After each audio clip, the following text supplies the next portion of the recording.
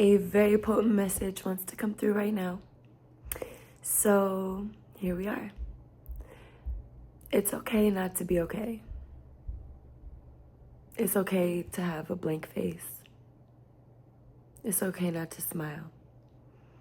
That doesn't make you upset. That doesn't make you sad. A lot of us have learned to put on masks for the world, to show up in a way that makes other people feel comfortable. And we need to stop doing that. You need to stop doing that, my love. Because your feelings and your emotions are not only valid, but your authentic feelings and emotions are talking to you. And they're talking to the people around you. So if you are feeling something deeply and you need to express it, that deserves to be heard. You deserve the space to share how you're feeling. Now, don't get caught up in the feelings, right? Don't let the feelings control us. They're there to guide us, direct us, teach us. Even the Bible says that the heart is not to be trusted.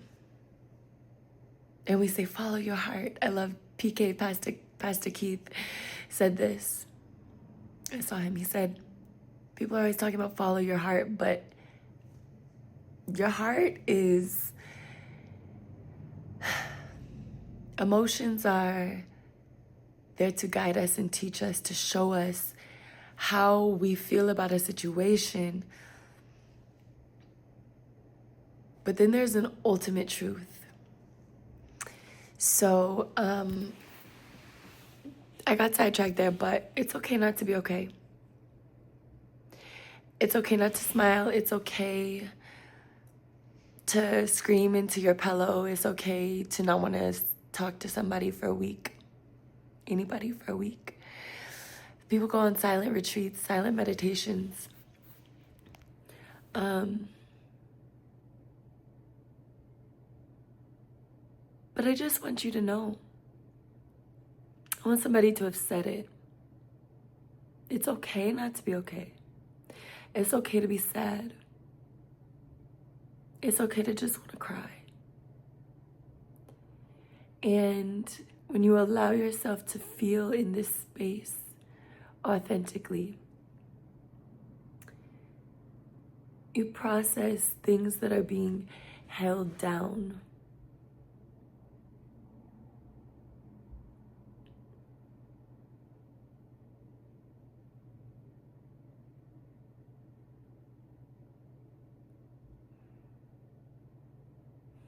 Suppressed.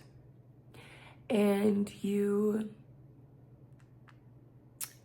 allow this being, this body, yourself, to no longer carry and hold on to this energy that is just floating out in the world, that's not yours.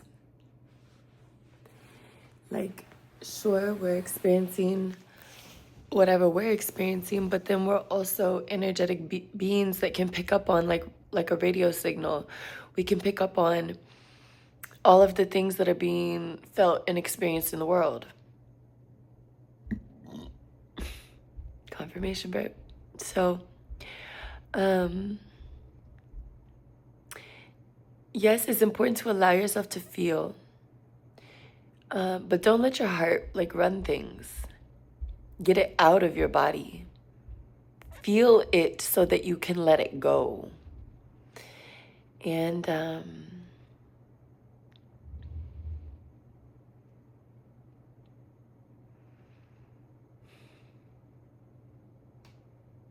and when a day is a bad day, like when you have a bad day, when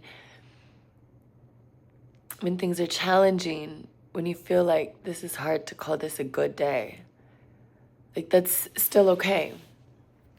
That doesn't mean that there's anything wrong with you or anything wrong with the day. In fact,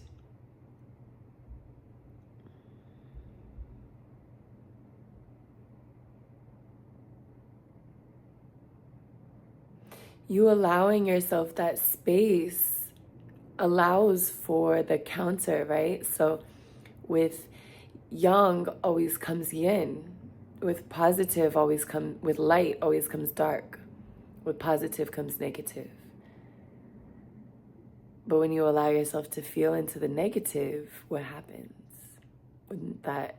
Wouldn't that equally call more goodness into your life? When you allow yourself to feel and process, but not hold on to. And when you feel something, just because you feel something, that doesn't mean it's yours. Ask yourself when you're feeling something, is this mine? And listen to the answer. That's really important. We have to listen to our intuition, to God within and God without, when God speaks. So when Spirit speaks, don't be like, oh no, I know better. Listen. My loves, my loves, my loves.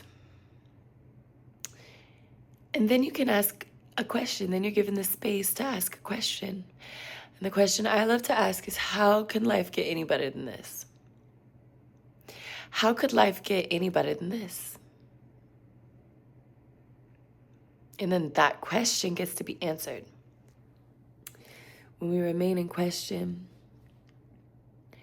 we allow for new opportunity. We allow for consistent new opportunities. So if you always remain in question of, how can life get any better than this? No matter how good or bad life gets, you're just constantly expecting and assuming that life will continue to get better. And it will. Because whatever you believe, the universe, God's source, then has to show you, has to show up and show you that that's real and show you that that's true. So align yourself with the things that, and then that's where, journaling and like manifestation journaling comes in. But really manifesting is just aligning ourselves. It's just aligning ourselves with the most authentic, purest state of being and with the highest plan that God has for our lives.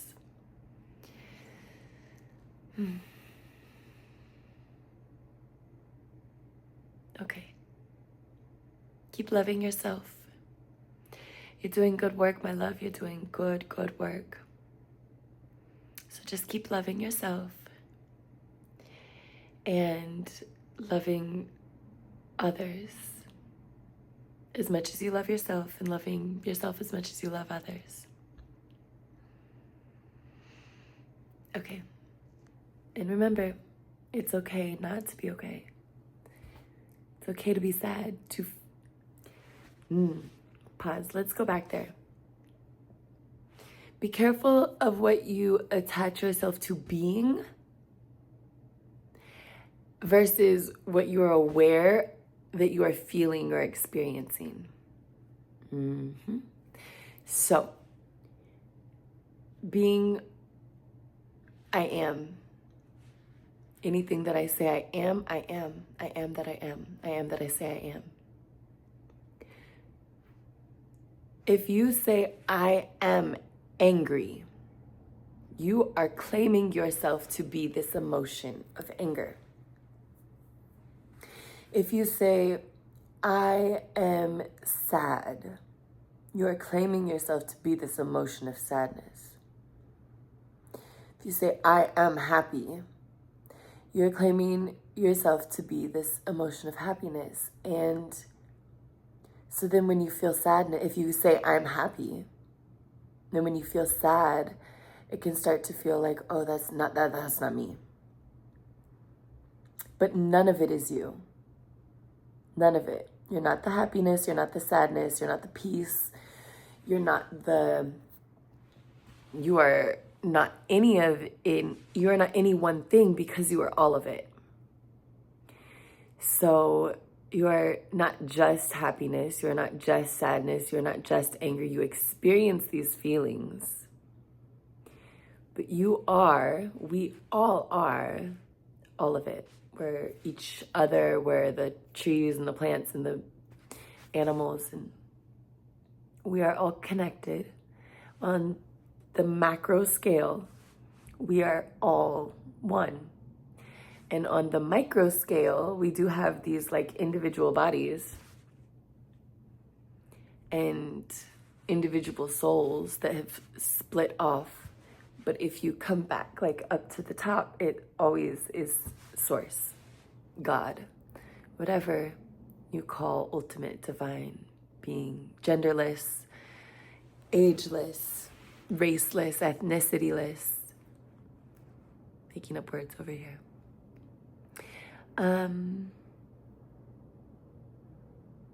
So you are not the emotions. You feel emotions. You are not emotions, you feel emotions. Just sit with that for a second. You are not your emotions. You are not the emotions. You are all of it. You just exist as a like antenna. We're each like individual antennas, and we can pick up on whatever we tune ourselves to. And some of us tune ourselves to all of it. That means you're gonna feel a lot of things that are not yours. And so the things that are ours, we can process. And those things like physical experiences that we've experienced,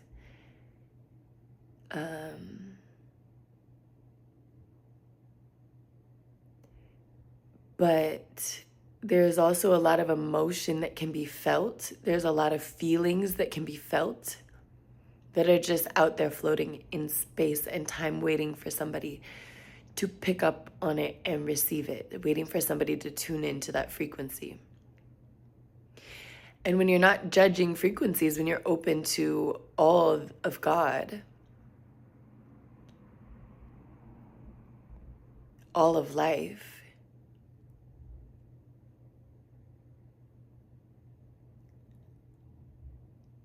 it's then you must go into that with awareness of, okay, if I feel something, I can choose to process it or not. I can choose to let it go. I can hold on to it and process it. There's different ways, right? You can hold on to something and process it. That's not healthy. It's best to like let things pass through us and give it to God. So this idea of like us processing something, that's not what happens. We allow it to be processed. God does the processing. So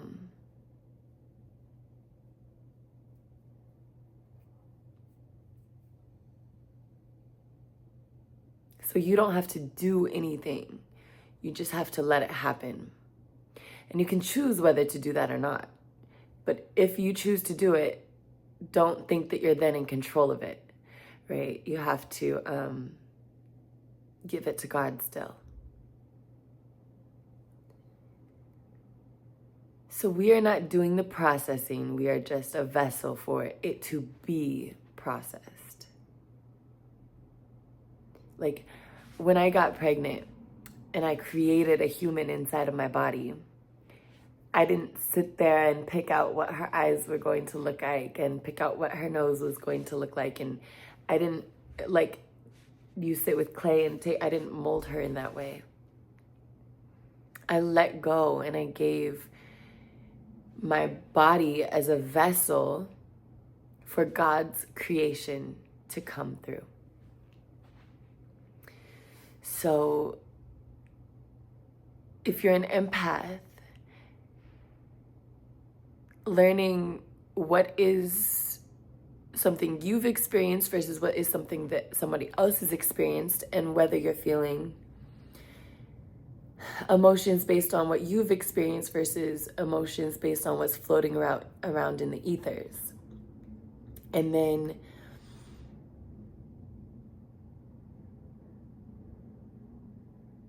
either way, you still have to just give it over to God, give it over to Source, and let it be processed. And that honestly takes a lot of the pressure off of us. We then get to be vessels to exist for creation.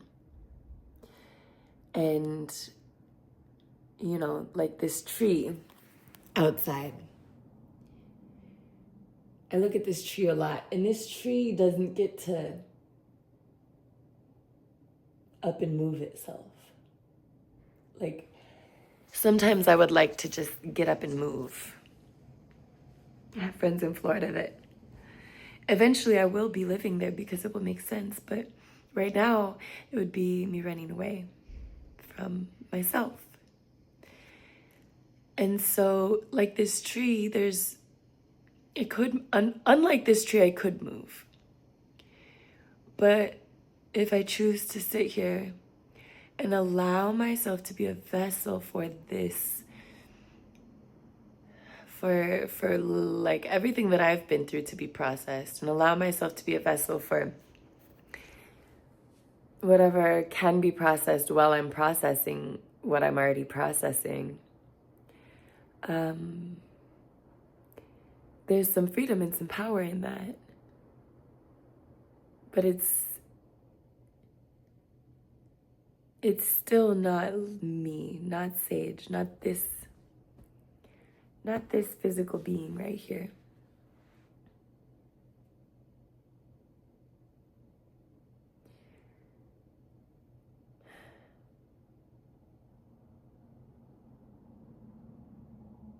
And then being comfortable with silence and stillness. As an empath, we may have gotten used to the noise. But what if instead of getting used to noise, we got used to peace and being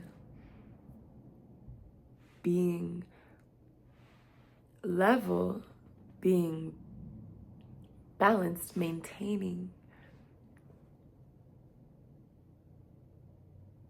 regardless of what's happening around us. You know, it's like I personally have things going on in my life that, in my direct life, that are so heavy and so challenging.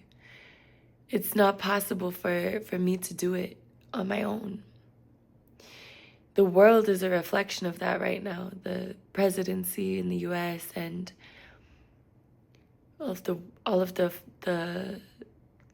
war. Like, the world is at war right now. World War III, we're in it.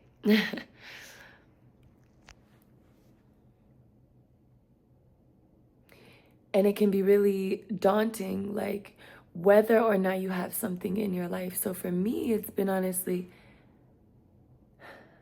a way to take it less personal. Like, the presidency doesn't make any sense. Children soldiers across the world don't make sense. A lot of these business tactics don't make sense. I mean, they make sense with a certain goal in mind, right? But they don't make sense for the greater whole, the greater community, the greater well-being of society. So for me, it's been possible that I've been able to not take the ridiculous things that are happening in my life so personal, because it's happening all around the world right now. And in the same right, if you don't have anything heavy going on in your life, and therefore let me take that back. Like, I don't want to assume, but, for a lot of people, there just may not be in your own life things are generally pretty good. And so it's like, well, things are generally pretty good for you. Why don't you feel good? There's all of the, it's just the whole world is in this, no one individual feels like they're walking through hell is walking through hell alone right now. The world is walking through it together. So we just have to learn and teach ourselves that it's okay to feel, and that also, like, it's okay to feel good. It's okay to smile. It's okay to have something to be grateful about. And we need to be grateful. We need to focus on the things that we're grateful about, because that builds momentum in that direction. And that's a part of whoever they's greater plan is with all of this media, and that's the greater plan of the World War III, if you want to put it that way, kind of conspiracy theory, but like mindset. But it's just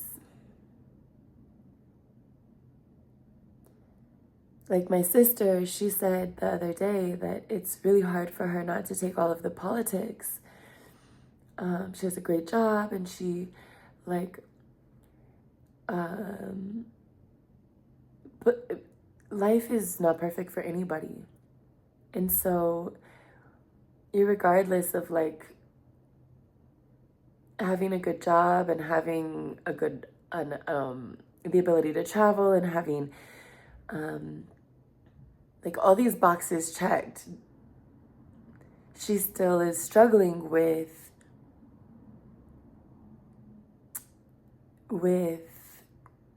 attaching to the politics that are going on in the world, and like all of the death that's happening around the world, and all of the things that are just happening that